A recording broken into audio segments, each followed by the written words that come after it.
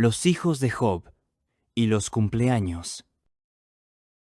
En esta investigación, no solo veremos si los hijos de Job celebraban los cumpleaños, sino que también analizaremos otras costumbres que aún existen en países con religiones llamadas paganas y que los siervos bíblicos de Dios practicaron. Así que quédate hasta el final de este video. También estudiaremos si es lógico descartar una costumbre por el hecho de estar vinculada a algún suceso negativo o practicada por personajes que no eran siervos de Dios en el sentido bíblico, como lo es el faraón y su cumpleaños. O también el otro fatídico cumpleaños, el cumpleaños de Herodes. Pero volvamos a los hijos de Job, analicemos los hechos, las opiniones de algunos e incluso las palabras en el lenguaje original para descifrar esto. Esto será capital porque demostraría que Job, un siervo de Dios, estaría asociado a una costumbre análoga a lo que hoy se entiende como cumpleaños. Comencemos leyendo el texto bíblico.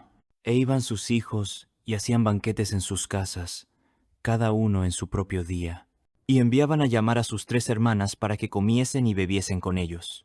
Y acontecía que habiendo pasado en turno los días del banquetear, Job enviaba y los santificaba, y se levantaba de mañana, y ofrecía holocaustos conforme al número de todos ellos. La expresión «cada uno en su propio día» indicaba que cada hijo tenía un día para él, un día que era de él, en su propio día o en su día.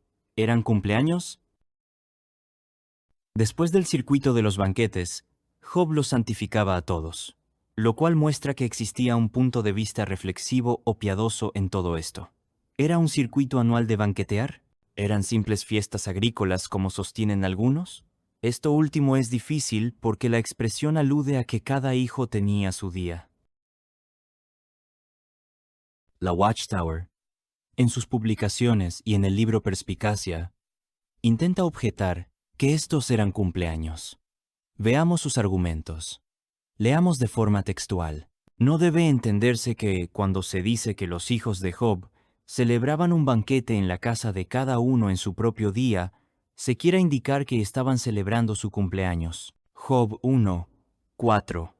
En este versículo la palabra día traduce el término hebreo yom. La palabra cumpleaños traduce un término hebreo que se compone a su vez de 2 vocablos, yom, día, y hul, ledeth, que proviene de Yalad. Génesis 40. 20. Resultó que era el cumpleaños literalmente el día Yom del nacimiento Hul Le Det o Yalad de Faraón. Sin embargo, veamos una Biblia interlineal. Aquí tenemos Job 1, 4 sobre los hijos de Job. Aquí tenemos en el círculo rojo la palabra día o Yom. Es la 3117 en el diccionario de Strong.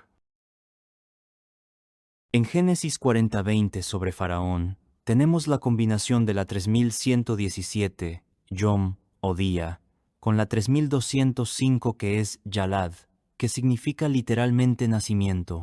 Entonces, muchas traducciones vierten día de nacimiento o cumpleaños como una variante moderna. Se cree que dicha combinación es la única que indicaría un cumpleaños. Sin embargo, la Watchtower admite esto en el libro Perspicacia, la expresión de Oseas 7, 5, en el día de nuestro rey. Puede referirse a una fiesta de cumpleaños del rey apóstata de Israel, en la que los príncipes se causaron enfermedad debido al vino, aunque también podría haber sido el aniversario de su ascensión al trono, una ocasión en la que solían celebrarse este tipo de fiestas. Como notamos, ellos reconocen que una posibilidad es que el día aquí se refiera a un cumpleaños, sin la necesidad de estar acompañado por la expresión nacimiento. Porque la expresión literal aquí es también Yom, la 3117. Es la expresión día. El día del rey claramente podría referirse a un cumpleaños, sin la necesidad de la expresión nacimiento. El mismo Strong señala como una acepción de esta palabra a un cumpleaños. Así que Yom, según el contexto, por ejemplo, dentro de una fiesta o banquete, claramente podría ser un cumpleaños. Sería una expresión intercambiable con la que aparece en relación a Faraón. Es como decir rostro o cara, para que lo podamos entender. De hecho, el mismo Job, después de sufrir sus penurias y tragedias, habla de maldecir el día de su nacimiento. Literalmente es la misma expresión del Génesis en relación a Faraón, y va acompañada de las mismas dos expresiones que hemos estudiado. Podría traducirse literalmente cumpleaños, pero aquí no suena bien, ¿ok? La razón es el contexto. Se deduce que el contexto, y no solo agrupar en sí misma las dos expresiones, dan un matiz al significado.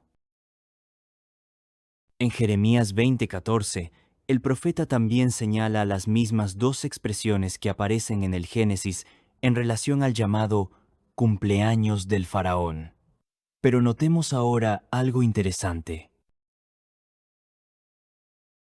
El profeta pide que el día en que su madre le dio a luz no sea bendito. Fíjese, no sea bendito. ¿Es que existía quizás alguna costumbre de bendecir el día del nacimiento? Debido a eso, la Biblia Nueva Traducción Viviente vierte así: Sin embargo, maldigo el día en que nací, que nadie celebre el día de mi nacimiento o cumpleaños. ¿Existía entonces alguna costumbre asociada al día del nacimiento? Era evidente que debido a las penurias y sufrimiento, Jeremías ya no tenía ánimos de una celebración así.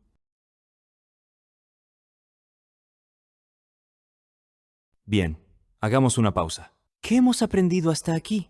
Que en la Biblia no solo hay dos ocasiones en que se alude textualmente al cumpleaños. Hemos detectado que las palabras día del nacimiento aparecen en otras ocasiones, y que según el contexto, por ejemplo, en un banquete, ambas expresiones día o su combinación con nacimiento pueden ser intercambiables. Jeremías, como hemos visto, posiblemente estaba hablando de evitar conmemorar su nacimiento. Muchas veces, la organización Watchtower ha declarado que el día del nacimiento equivaldría a honrar demasiado a la criatura, y se deduce que por lo tanto no debería recordarse. Pero repasemos estos versículos. Sobre Juan, el Bautista se nos dice: Y tendrás gozo y alegría, y muchos se regocijarán de su nacimiento. Sí, nacimiento. Y esto lo dijo el ángel Gabriel. Luego leemos: Cuando a Elizabeth se le cumplió el tiempo de su alumbramiento, dio a luz un hijo. Y cuando oyeron los vecinos y los parientes que Dios había engrandecido para con ella su misericordia, se regocijaron con ella. Cuando nace Jesús, los ángeles también declaran que es un momento de gozo y regocijo. Pero el ángel les dijo: No temáis, porque he aquí os doy nuevas de gran gozo, que será para todo el pueblo, que os ha nacido hoy en la ciudad de David un Salvador, que es Cristo el Señor. Todos estos versículos indican que no hay nada de malo que un nacimiento pueda ser visto como un momento de gozo y regocijo. Incluso quienes dejaron de verlo así por sus circunstancias penosas, como Job y Jeremías, no estaban condenando el hecho de celebrar el nacimiento por un origen pagano, sino por sus problemas. Pero en vez de enfatizar por igual los otros textos, la organización Watchtower machaconamente ha insistido en repetir vez tras vez estos versículos de Eclesiastés como una prueba adicional anticumpleaños. Mejor es la buena fama o nombre que el buen ungüento o aceite, y mejor el día de la muerte que el día del nacimiento. Mejor es ir a la casa del luto que a la casa del banquete, porque aquello es el fin de todos los hombres, y el que vive lo pondrá en su corazón. Sin embargo, Eclesiastés está comparando dos situaciones en el contexto del realismo pesimista de la humanidad. De lo contrario, si lo tomásemos de forma como coacción literal, tampoco deberíamos utilizar ungüentos o aceites y perfumes, porque el buen nombre sería lo más deseable. No podemos llegar a esa conclusión extrema, ¿no es así? De hecho, en estos mismos dos versículos de Eclesiastés está la resolución de si los hijos de Job conmemoraban cada uno en su día, su cumpleaños, o el día del nacimiento. Mire usted bien cómo el escritor hace este interesante intercambio, que es el juego del poeta. Véalo usted mismo. Está ante usted. Sí, el día de la muerte se asocia a la casa del duelo o luto, y el día del nacimiento se combina en lo opuesto con la casa del banquete. Vamos entonces al libro de Job nuevamente y vea el factor clave. Dice que ellos cada uno lo hacían en su día, y que hacían banquetes. Sí, cada uno en su día hacía una fiesta. ¿Qué estaban celebrando o conmemorando? Posiblemente el día de su nacimiento. Algo análogo o similar a lo que hoy las costumbres occidentales denominan cumpleaños. Y hablamos de algo análogo, porque efectivamente hay matices y detalles diferentes en cada cultura. Pero es altamente posible, a la luz de lo estudiado, que los hijos de Job conmemorasen sus días de nacimiento. Hablando sobre culturas, hay otra importante costumbre, quizás muy vinculada a la anterior. Una costumbre casi prima hermana, o hasta derivada de la conocida como el cumpleaños o aniversario de nacimiento. En muchas civilizaciones antiguas se consideraba trascendental la lactancia y finalmente el destete, el cese de la alimentación con la leche sagrada. En el mito pagano de Horus se narra el llamado destete del dios Horus. En la narrativa, la madre de Horus, la diosa Isis, lo amamanta. Los egipcios consideraban sagrado el destete. En el paganismo griego, en su mitología, se nos cuenta que la diosa Hera, al despertar y darse cuenta de que estaba amamantando a Hércules, un semidios hijo de Zeus con una mortal, lo apartó bruscamente, chorreando y salpicando la leche en los cielos, creando así la Vía Láctea con las gotas de leche esparcidas por la bóveda celeste. Esta franja estelar que los antiguos veían en los cielos era la Vía Láctea, que significa el camino lácteo, el camino de la leche. Como vemos, la lactancia y el destete tenía un significado cósmico en los ritos de otras culturas y civilizaciones, llamados pueblos paganos. Incluso hasta el día de hoy en la India se considera sagrado cuando se desteta a un niño. Se hace una celebración y comida familiar, y hay varios componentes similares que tienen los cumpleaños. ¿Y sabía usted que Abraham, un siervo de Dios, celebró una fiesta de destete con los componentes propios y específicos de su cultura? Y creció el niño, y fue destetado. E hizo Abraham un gran banquete el día que fue destetado Isaac. Para los judíos es tan importante esto, que hasta su cronología profética guarda relación con esa fecha en la vida de Isaac. Así que Abraham celebró una fiesta de destete, evidentemente sin todos los componentes, digamos paganos, de otras culturas que ya hemos mostrado. Y antes de que me olvide, mire cómo existía en la mente de algunos contemporáneos de Jesús la idea cultural de conectar y bendecir tanto el nacimiento como la lactancia y posterior destete. Y aconteció que diciendo él estas cosas, una mujer de la multitud, levantando la voz, le dijo: Feliz la mujer que te dio a luz y los pechos que mamaste.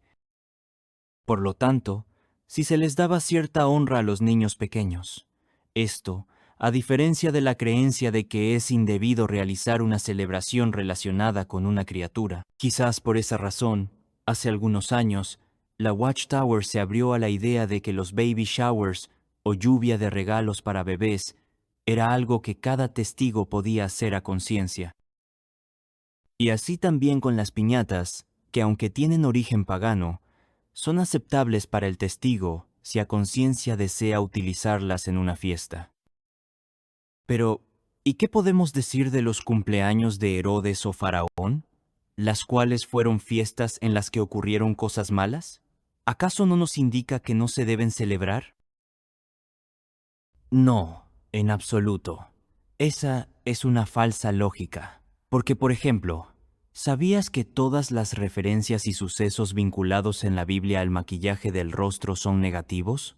En la Biblia, todos los pasajes que describen el pintarse los ojos son asociados con algo pagano, infiel u oscuro. Por ejemplo, es célebre la muerte de la reina Jezabel, la cual se había pintado los ojos antes de que los perros atacasen su cuerpo. Por cierto, también todas las referencias a los perros en la Biblia son negativas. Pero no por eso. Se inventa una lógica deductiva que las mascotas sean indebidas, o que también maquillarse los ojos sea algo que los cristianos no deben hacer. ¿Pero acaso no declaran algunos historiadores que los cristianos no celebraban sus cumpleaños en los primeros siglos? Sí, pero lo que no te cuenta la Watchtower es que la connotación del cumpleaños pagano, griego o romano tenía una connotación muy diferente a la que actualmente tiene. Los cristianos los evitaban porque dichas ceremonias incluían la creencia en espíritus protectores o dioses, que se creía que estaban cerca de las personas en sus cumpleaños. Para protegerse o solicitar la ayuda de estos espíritus caprichosos, se realizaban celebraciones con amigos y familiares. Se asignaba un dios o patrón protector a cada persona el día de su nacimiento, y generalmente algunas celebraciones incluían borracheras y orgías. Eran esas cuestiones idolátricas e inmorales, las que causaban el rechazo de los cristianos de esos siglos.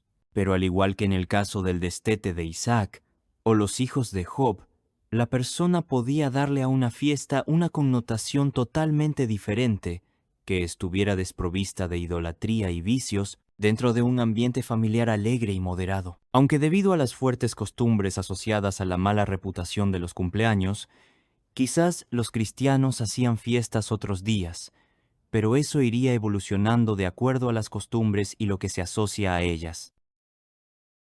Por eso Pablo habla de que para una persona un día puede ser especial, y para otro es como cualquier día más, y que cada cual decidiera sobre eso. Eso aparece en Romanos 14:5. El cristianismo no pretendía regular las costumbres sociales. Solo debían evitarse las diversiones estrepitosas y las idolatrías envueltas en las fiestas. Y en Colosenses 2:16 declara el apóstol: que nadie os juzgue en comida o en bebida, o en cuanto a días de fiesta, luna nueva o días de reposo.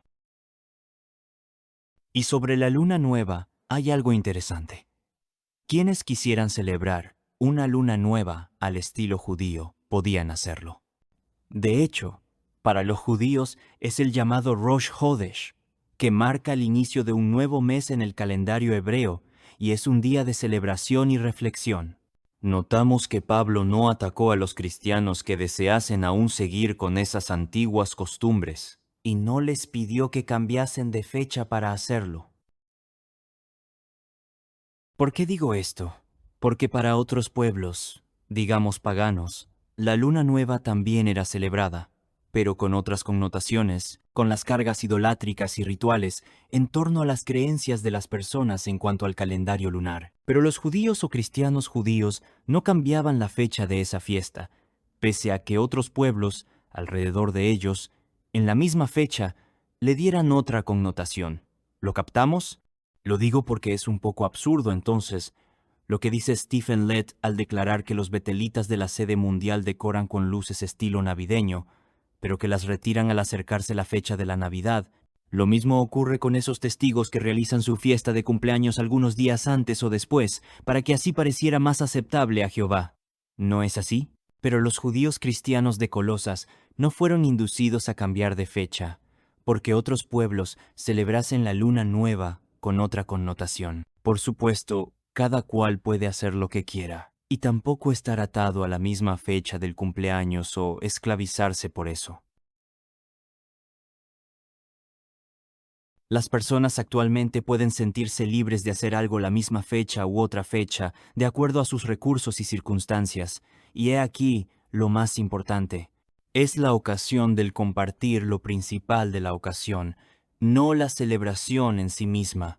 Con esa madurez, cada cual puede optar a si celebra o no la conmemoración del día de su nacimiento. Ese día, o incluso lo hace otro día por diversas circunstancias, por ejemplo, salud o falta de dinero. Los cristianos deberían tener libertad en Cristo, entonces para decidir sobre esas costumbres cambiantes de la sociedad humana. Danos un me gusta, suscríbete al canal, activa la campanita, comenta y difunde. De esa forma nos ayudas a seguir investigando y creando contenido informativo como este. Muchas gracias.